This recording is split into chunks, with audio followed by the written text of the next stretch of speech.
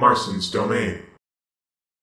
Hey everyone, Marston here, and today I want to talk about ARMS because there's been a huge debate for the tournament scene for ARMS, and that debate is whether we should go with default ARMS or custom ARMS.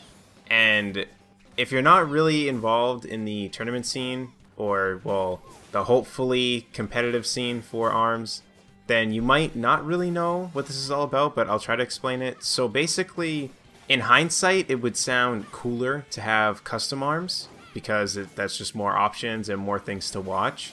But the problem is that to be able to unlock all the arms, there's 500 different combinations basically, because each character has to have their arms unlocked, like even the same arm.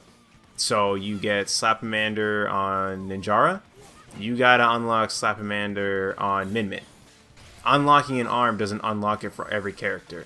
So you take that, so you got to get it for every single character, and then there's upgrades. So if you get, say you got Slapamander on Ninjara, then you got Slapamander again on Ninjara, then it upgrades, and it makes it more powerful.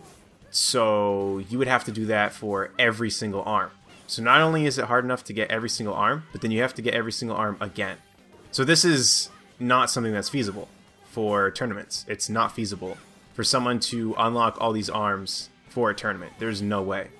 And even without that point, I'm still an advocate for default arms, because let's say all the arms were unlocked.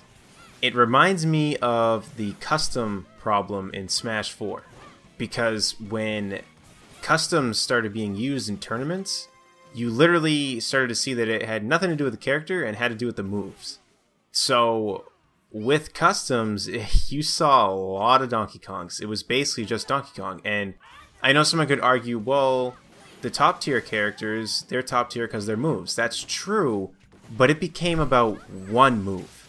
So people used Donkey Kong because you could change his up B, and there was even memes on him being like the last airbender, because he literally would just take you up in the air and you could just die at the top, and basically the whole match was just up B. So customs went away very quickly, and they were annoying to unlock too. But the customs thing with Smash died off very quickly. And I think with ARMS, there would be a similar thing. I don't think it would be as ridiculous as the Donkey Kong thing, but I think you would start to see that it would be less about the characters and more about the arms. And I think that takes away from the game. I would rather have stronger characters than just every character using the same arm. Because a lot of people are saying Ribbon Girl is one of the best characters in the game, which I agree with. I think she is.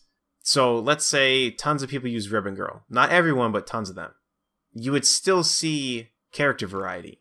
Whereas if there were one type of arm that was just extremely good, like it was just the best arm, and it was good against 3/4 the cast, then that's pretty much the only arm you'd ever see with every single character. So it would start to not be about the character, it would just be about the arm, with very few exceptions. Like, I'm sure some arms wouldn't work the same against Ninjara as they would Master Mummy, but in general, it would still be pretty much the same arms throughout the whole competitive scene. Now, I can't say any of that for fact because we don't know. We haven't had a chance to really do any of this to really see how it would pan out. But I think using Smash 4 customs as an example, I think we kind of can tell how it would work out. And if you play ranked. If you play ranked in ARMS, you're already starting to see really cheesy ways to get wins. I have seen some ridiculous methods to get wins. And yes, I know that you can try to figure out ways to counteract cheesy ways to win, and that's definitely a thing. But I still think it would start to come down to there's a specific arm that's just the best. Everyone's just going to use that arm.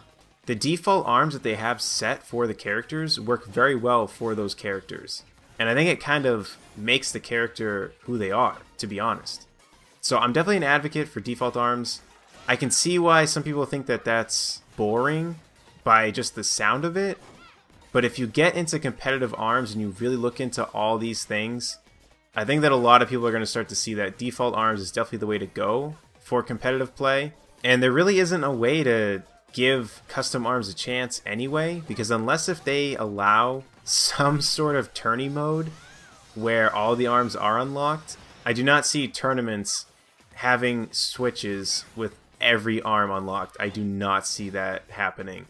There's a few people on Twitter that have been talking about it, and they say that it takes about 40 hours, roughly, to get every arm. There's no way that tournaments are going to have that all ready to go, because that's a lot of time to spend for a game that we're not even sure if it's going to even do well in the competitive scene.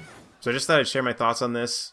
If you're into competitive arms, definitely leave your comments down below, because I am curious to see what your opinion is. And until next time, I'll see y'all later. Take care, everyone.